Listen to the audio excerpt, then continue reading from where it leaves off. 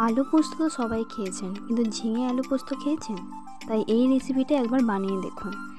আজ আমি বানাবো ঝিঙে আলু পোস্ত। তাই 3টে ঝিঙে নিয়ে নিয়েছি আর 3টে আলু নিয়েছি। তারপর সেগুলিকে কেটে ধুয়ে রেখে দেব। তারপর কিছু মশলা নিয়ে নেব, সেগুলোকে পেস্ট করে নেব। গ্যাসটা অন করে একটা প্যান বসিয়ে প্যানটা গরম হলে তার মধ্যে সরষের তেল, কালো জিরে আর ফোড়ন, তেজপাতা দিয়ে ফোড়ন দিয়ে দেব। তারপর কেটে রাখা আলুগুলোকে দিয়ে কিছুক্ষণ ভেজে নেব।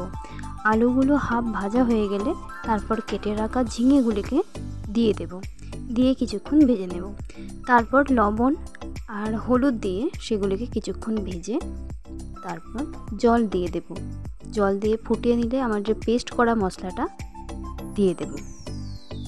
দিয়ে তারপর কিছু ওপর থেকে সরষের তেল দিয়ে দেব।